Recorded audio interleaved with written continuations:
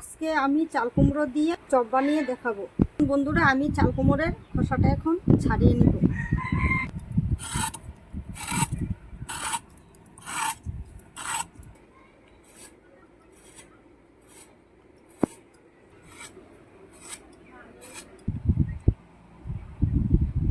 দেখতে পাচ্ছেন বন্ধুরা, আমি কিরকম করে কেটে নিচ্ছি। এরকম করে আপনারা নিয়ে নেবেন।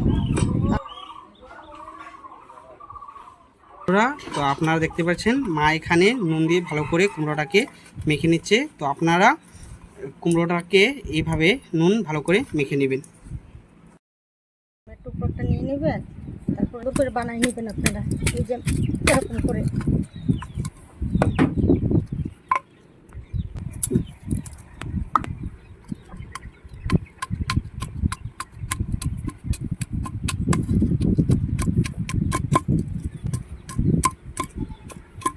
কামিটা এরকম করে আপনারা বানিয়ে নেবেন এরকম করে। তো মা দেখতে পাচ্ছেন চাল কুমড়োটা ফোটা ফোটা করার জন্য একটি সুন্দর করে কামি চাচ্ছিয়ে নিচ্ছে। তো আপনারা এইভাবে কামিটা বানিয়ে নেবেন।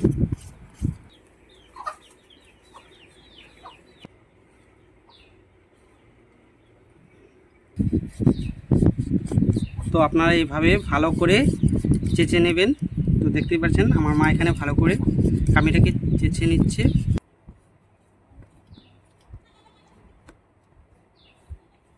দেখতেই পাচ্ছেন বন্ধুরা, আমার কামিটা বানানো হয়ে গেছে। আপনারাও এভাবে একটা কামি বানিয়ে নেবেন। নুন মাখানো হয়ে গেছে, এইভাবে ছিদ্র করে নেবেন আপনারা। তো বন্ধুরা, আপনারা কুমড়োটাকে এভাবে কাঠির সাহায্যে ভালো করে ছিদ্র করে নেবেন। মা যে কাঠিটা বানিয়েছিল সেই কাঠি দিয়ে দেখতেই পাচ্ছেন কুমড়োটাকে ভালো করে ছিদ্র করে নিচ্ছে। তো আপনারা এইভাবে করে পুরো কুমড়োটাকে ছিদ্র ছিদ্র করে নেবেন কাঠির সাহায্যে। ছোটো দেখেন কুমড়ো নিয়ে নেবেন, বড় কুমড়ো নিলে চপ হবে না। তো আপনারা এরকম ছোট সাইজের কুমড়ো নিয়ে নেবেন চপ বানানোর জন্য। তো আপনারা কুমড়োটার চারদিকে এভাবে করে নেবেন। দেখতে পাচ্ছেন আমরা এইভাবে করে নিচ্ছি।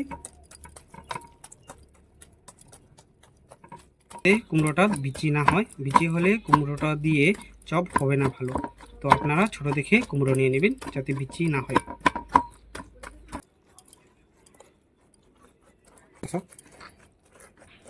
তো আপনারা চিপে চিপে নেবেন এরকম ভাবে।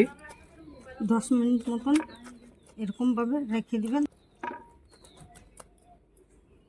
তো এখানে ছিদ্র করা হয়ে গেছে। তো এখন এটাকে 10 মিনিটের জন্য রেখে দিবে। তো আপনারা এভাবে 10 মিনিটের জন্য কুমড়োটাকে রেখে দেবে ছিদ্র করার পরে। মিনিট পরে দেখতে পাচ্ছেন কুমড়োর ভিতরে যা জল ছিল সব বের হয়ে গেছে, দেখতেই পাচ্ছেন আপনারা। তো 10 মিনিট পর আপনারা এভাবে চেপে চেপে জলটাকে বের করে নেবেন।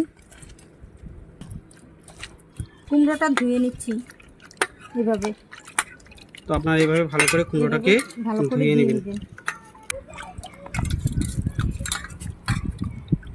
ধুয়ে এরকম জলগুলো চিপে চিপে সব ফ্রাই করে দিবেন। আপনারা এইভাবে জলটাকে চিপে চিপে বের করে দেবেন কুমড়োটার ভিতর থেকে। এখন আমি কেটে নিচ্ছি, এভাবে কেটে নেবেন।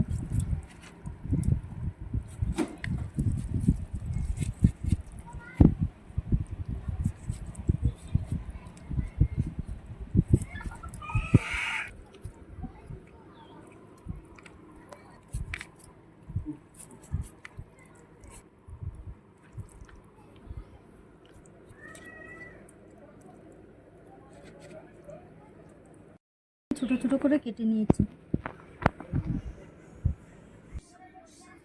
চাউলটা এখন আমি বেটে নিচ্ছি।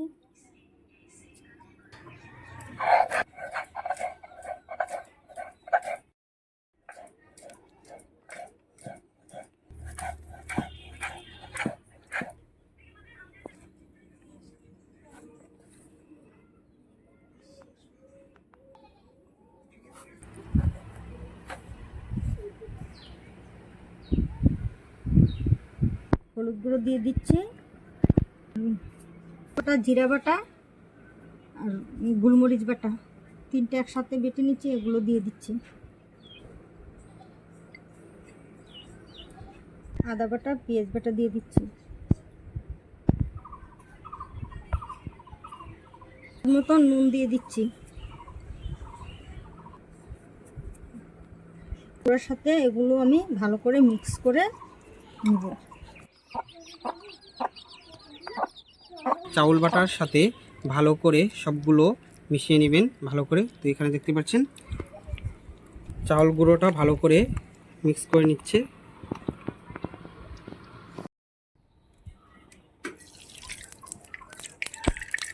এইভাবে করে নেবেন। মা এখানে কম তেলে চপগুলো ভেজে নিচ্ছে, আপনারা চাইলে ডোবা তেলেও ভেজে নিতে পারেন। মা এখানে চাউল বাটার সাথে ময়দা দেয়নি, আপনারা চাইলে ময়দা দিতে পারেন। তাহলে দেখবেন চপগুলো সুন্দরভাবে ফুলে উঠবে এবং খেতে খুব ভালো লাগবে। কইতে থাক লালো এত সস নেই নিজে তো।